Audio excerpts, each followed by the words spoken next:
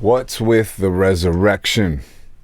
I haven't read it yet, but in this book called A Case for Christ, an investigative journalist living a hedonistic lifestyle goes about trying to disprove the so-called myth of Christ, particularly the resurrection, because his wife found Christ and he was none too happy about that turn of events.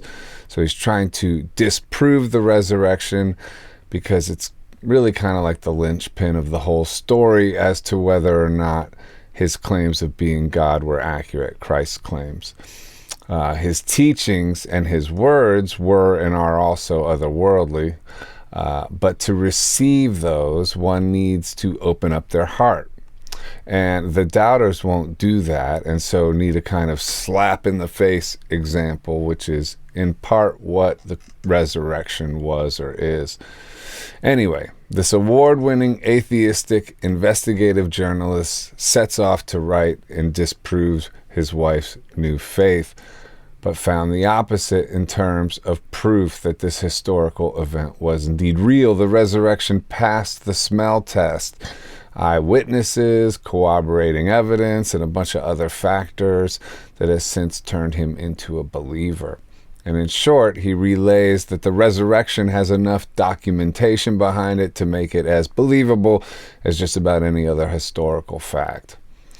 One way I look at it is this: we are created and the world is a majestic, true miracle of design, therefore it was created.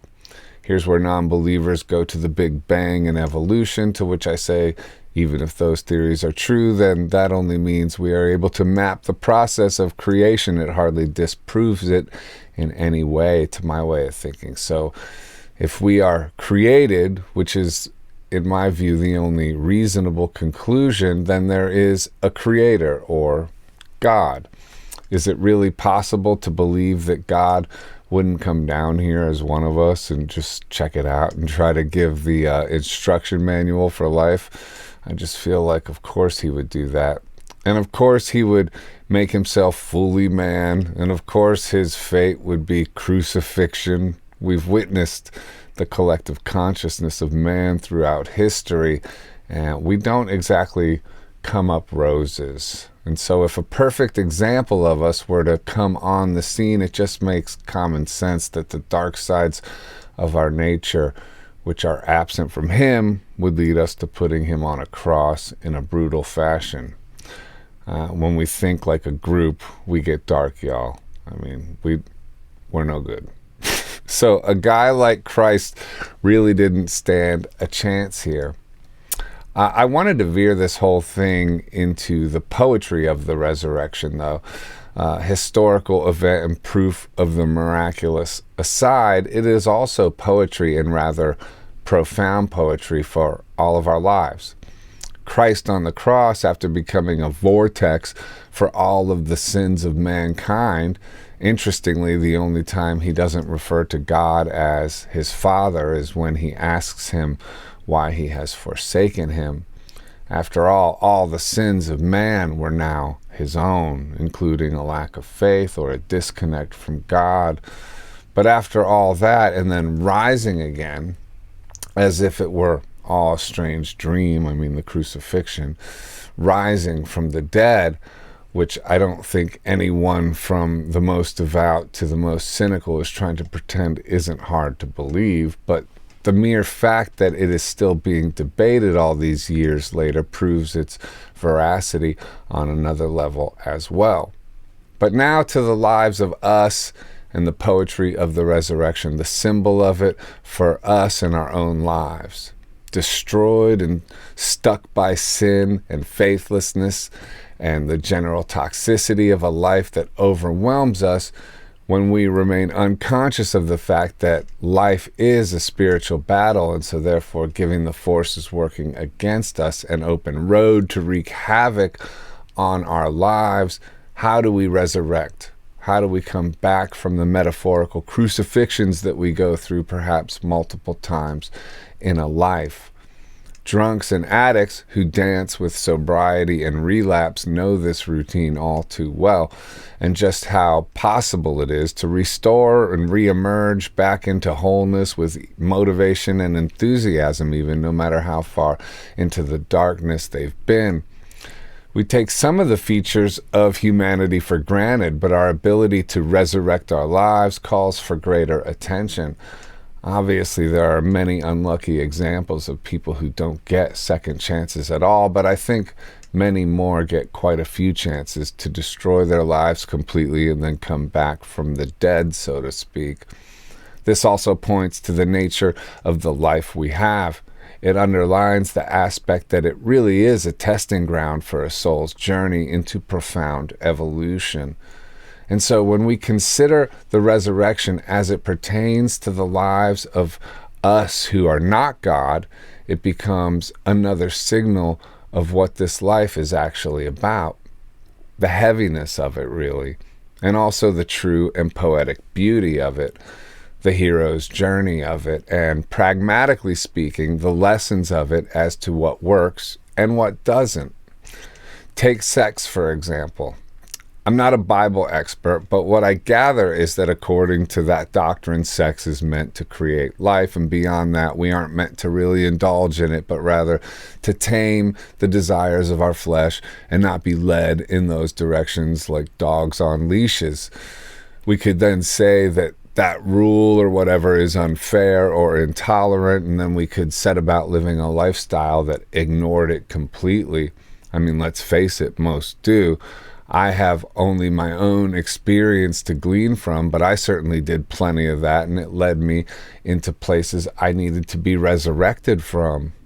Following hedonism has always been a dead-end path for me, and I tried many avenues of that city for years and years. We can disagree with it, we can dislike it, but perhaps there are laws here beyond our understanding. And after a long enough time slamming myself up against them and having the good fortune of remaining here long enough to try a different path, it just makes sense, makes rational sense to try it. It seems many of the so-called rules point to service and the idea of making the desire of our flesh submit to the power of our spirits.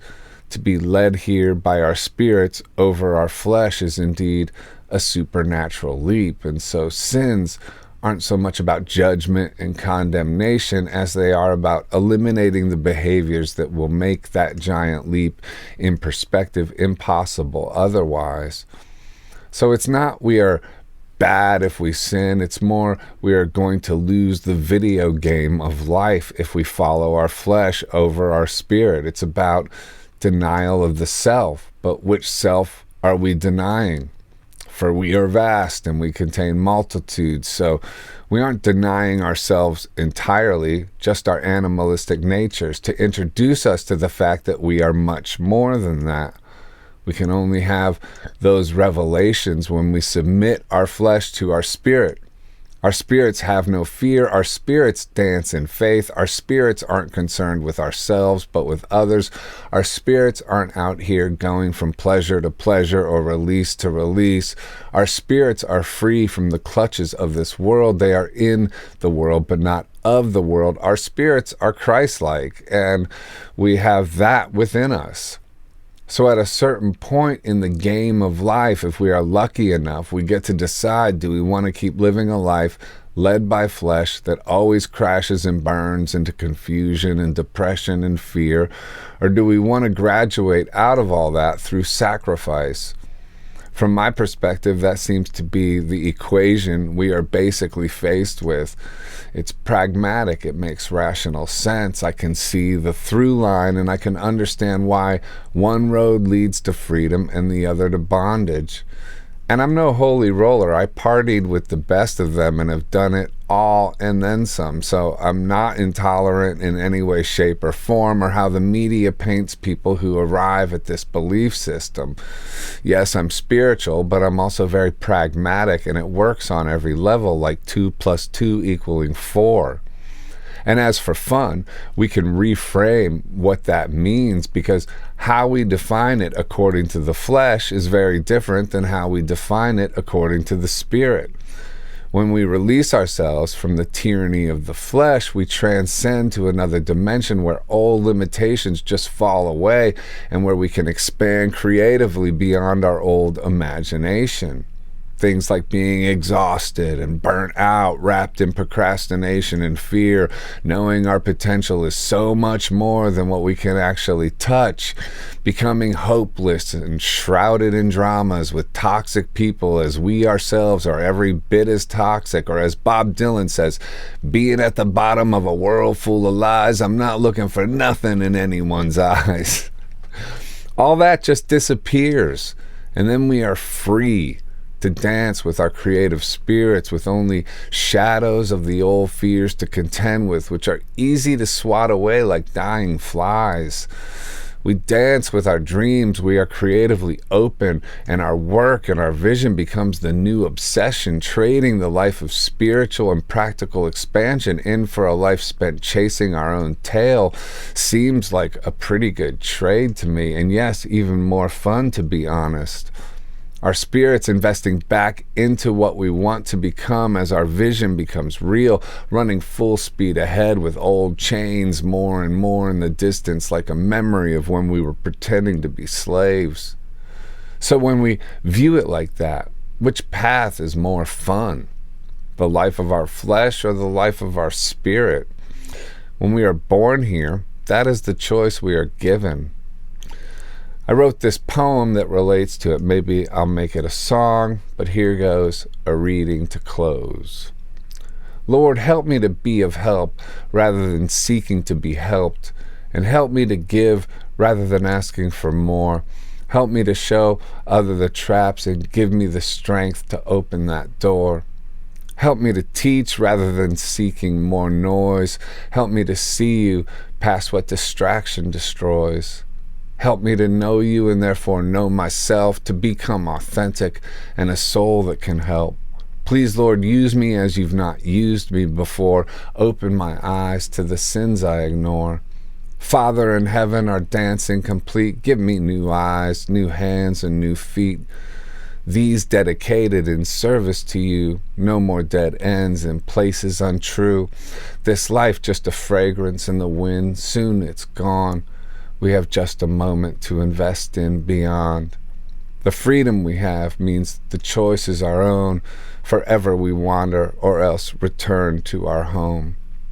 Thanks for watching. Please like, comment, share, and subscribe. And tell me what you think about all this. I've been really thinking about this stuff a lot lately. Flesh versus spirit, and which road leads to where. God bless.